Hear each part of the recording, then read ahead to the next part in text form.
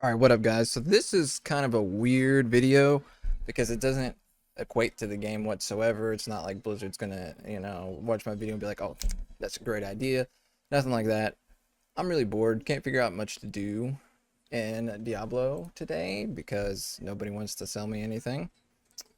That's kind of like the status of the season. So I thought it would be fun to just like fan craft some uniques for each class, except for the Spiritborn. I didn't do Spiritborn because we don't know how good or bad that is once all the bugs are gone.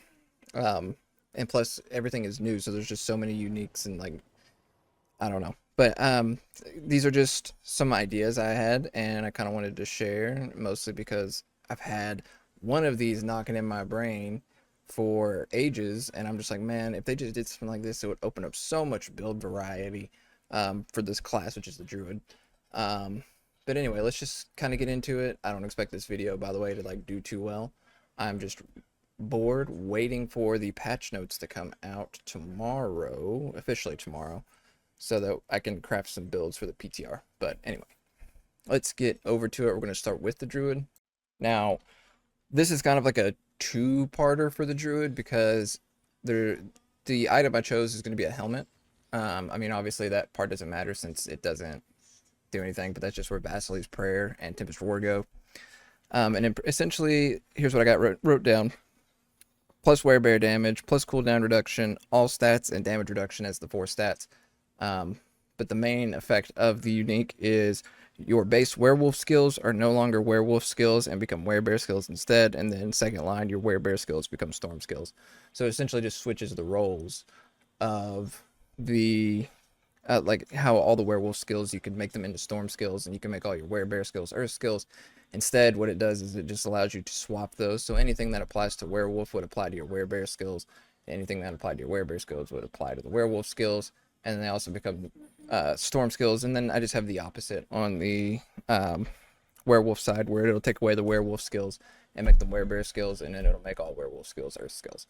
Um, I think it would be super interesting, and it would open up a lot of avenues for particular builds because you can have a like lightning werebear instead of werewolf and vice versa. Now the other classes are a little bit more difficult. I've played rogue a lot, so I had kind of like an idea of where to go. I played sorcerer a lot before, but not so much lately, even though I'm trying to make one now. Um, but like necromancer definitely is falling on the wayside when I get there. But anyway, we're gonna go with rogue next. I put these as pants, I think would be the best slot for this, plus armor, plus physical damage, plus elemental resistance, all stats. I put all stats in a lot of slots here because I miss having all stats on stuff. And then it just says when no imbuement skills are on your skill bar, you gain just multiplicative damage. So it doesn't really, it's not applied to just core skills or just basic skills. It would just give you a bunch of flat multiplicative damage. I always say flat damage because flat damage is what it's called. But anyway, so just multiplicative damage. This would open up the possibility of having more physical based builds, even though I have seen that there actually are a couple this season. But um, it would just give you incentive to not use imbuement skills. Uh, yeah, so like it would just a physical rogue, and I'm running out of shit to say, so I'm gonna move on to the sorcerer. And I'm not gonna lie, the sorcerer here is kind of on my own experience here, trying to make an incinerate build that is like no matter how hard I try, it's just not going where I want it to go. I have this as a staff or a wand. Obviously, if it was a wand, you would put less damage, but on this thing, I didn't add any particular percentages or anything like that to anything. It's just like plus or minus, right? Or not minus, but plus flat or plus percentage, but the percentage isn't written there. But so plus intelligence, plus ranks to pyromancy skills, plus damage over time, plus chance for pyromancy skills to deal double damage since it's going on the weapon slot, and then burning enemies take percent more additional damage from pyromancy skills. So you don't want this to like give, even though I don't think anybody who wasn't a pyromancy ability would do this. I don't know. This mostly is for incinerate and firewall builds because incinerate has that wand, but it is absolutely trash. So just scrap that. This is a staff or a wand that works with firewall and it works with incinerate. It's pretty basic, but I don't know. It's really hard right now to find stuff for incinerate. I've seen that firewall is not doing too good.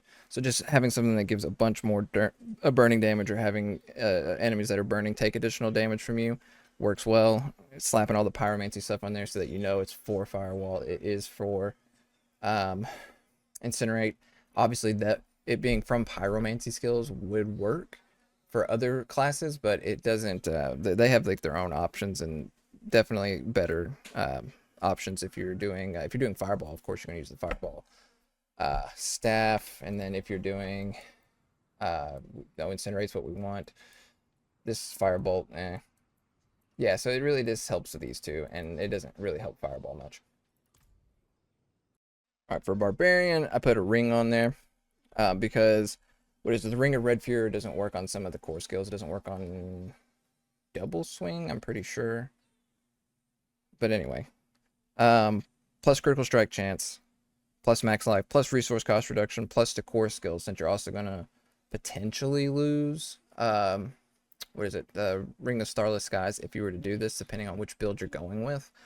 But anyway, and then the actual like unique effect, casting a core skill has a percent chance, it'd probably be like 33% chance or something, just like a 1 in 3, to cast random mastery skills, and then below that on a second line, enemies take an additional percentage damage for 3 seconds after being damaged with a mastery skill or affected by a mastery skill. I think it would incentivize to put more points into certain mastery skills. It gives you more damage when they get hit, and it just helps some of the core skills out. Really all of the core skills out. Now, Necromancer, again, this is one I haven't played in a while, so I just kind of like looked at it, picked something kind of interesting to work with. But Necromancer, I put it on a scythe. I don't know if that would scythe would be like a 2-hand scythe or a 1-hand scythe in my brain. Just I feel like it's gonna be on a weapon slot though. Darkness skill damage, intelligence, ranks to terror, and plus like a hit chance to stun, and then all skills become darkness skills. Is just what it says. So super basic. So just kind of it makes every ability a darkness ability, and it will work with anything else that uses darkness skills. I can't remember if there's a scythe or a weapon that already cares about this. If so, obviously the shit could get moved to something else. It's just, you know, if you take away what I decided I think it would be best on, they're just being unique effects that could just go on anything. And then lastly, this one is for all classes, so one of the generic uniques. And this is something I'm surprised they haven't done yet. I put unsure, so I don't even know what it would go on, because you would want to put it on something that all classes can use, but without interfering with other slots where important things go, right? And it's hard for me to judge that based on all classes. But anyway, plus basic skills, basic attack speed, basic skill damage. I forgot to put a fourth thing on here, actually. Probably, let's just default it to all stats. Basic skills become core skills. That's all it says. Or sorry, basic skills become core skills, and then casting a basic skill causes you to dart towards your target. Sorry, there was a little line below this. So the thing that like the Spiritborn does with Ravager, where you just like start dashing between stuff and it creates speed.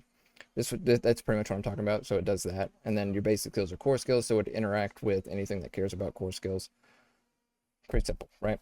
But yeah, if you guys enjoyed this type of video, just let me know. I like to fan craft stuff in my free time, but I don't usually talk about it because it's kind of nerdy. But anyway, if you guys like this video, make sure you like, comment, subscribe, all generic YouTube stuff. I'm gonna hopefully get some builds out for the PTR and hopefully get this Incinerate Sorcerer just like doing something. Like I can't find anything to buy whatsoever. Nobody has Incinerate gloves for me. And I don't have enough gold to pay 90 billion gold to buy one item. I have 85 billion gold, and I'm not going to spend all that on one item. So anyway, yep, thank you for watching.